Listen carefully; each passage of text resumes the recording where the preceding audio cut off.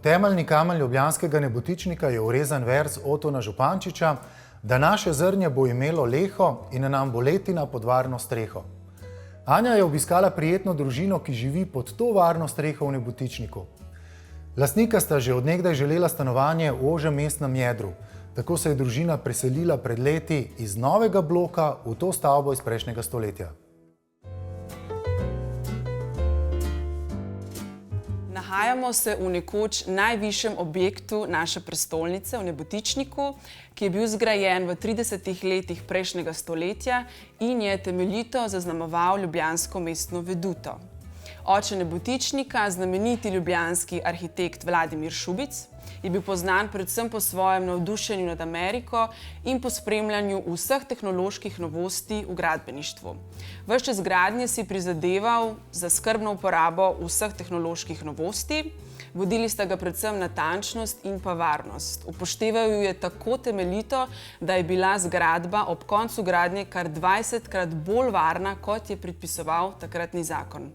Danes pa bomo obiskali simpatično družino, ki v Nebotičniku živi že nekaj več kot 25 let.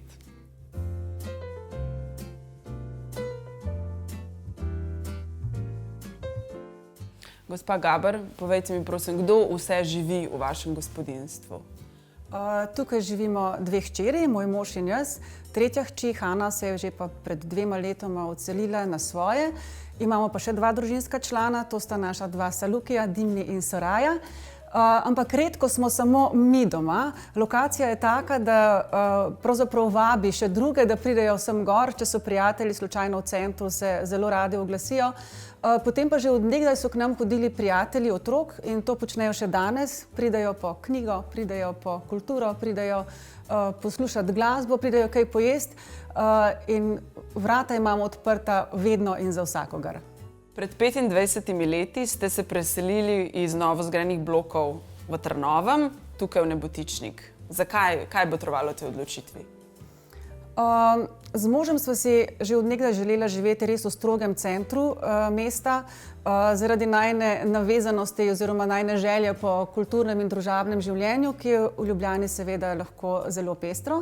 Potem pa že od nekdaj sva zbirala stare antikvarne kose, ki so bili za tamkajšnje stanovanje seveda prevelike, ampak imela sva željo, da jih bova nekoč umestila v nek ustrezen prostor in po 2 letih iskanja sva ta prostor tudi našla, zaljubila sva se takoj v to stanovanje in poleg starih kosov pa sva zbirala tudi ves čas umetnost, ki tukaj res lahko zaživi.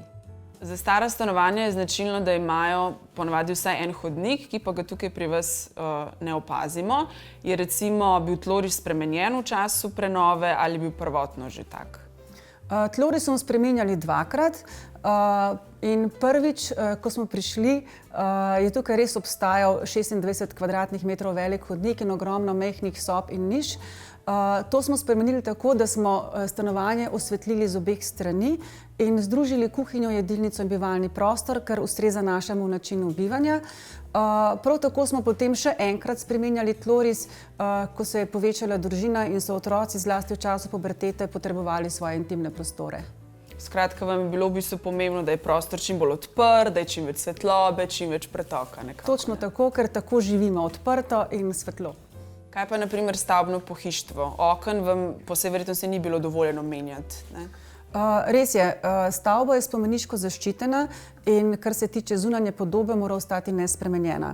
In tako imamo mi še vedno okna iz 30 let, ki zelo dobro funkcionirajo, omogočajo različne načine odpiranja in zračenja, vendar ne tesnijo tako dobro. Ampak to niti ne moti, ker je stavba res tako vrhunsko zgrajena, tako da zvočno recimo to netesnenje oken ne vpliva na tišino v stanovanju, ki je res tišina v središču mesta.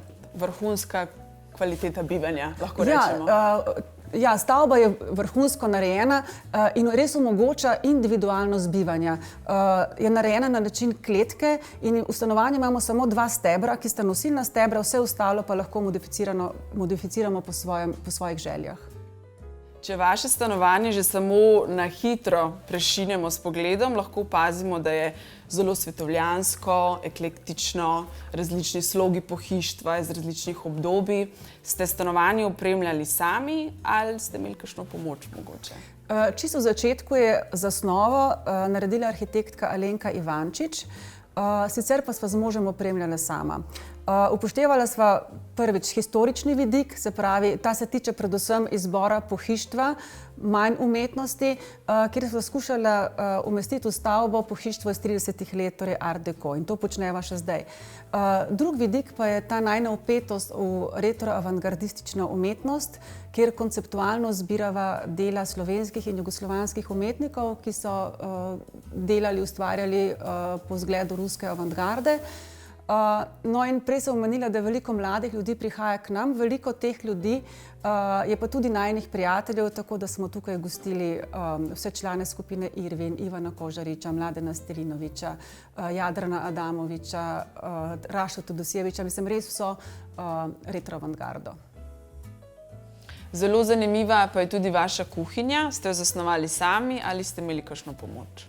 Tukaj smo imeli pomoč.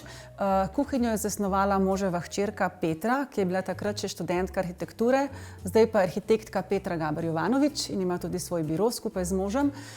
Kuhinja je zelo funkcionalna, čeprav se morda ne zdi na prvi pogled, ker je toliko nekih detajlov, ampak jaz sem Prekmurka, jaz zelo veliko kuham, veliko pečem in ta kuhinja mi omogoča, da to počnem.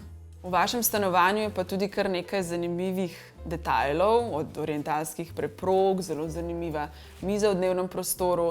Gre za kupljeno pohištvo ali je podedovano ali kaj podobnega? V bistvu je oboje, večino pa sva z možem kupila.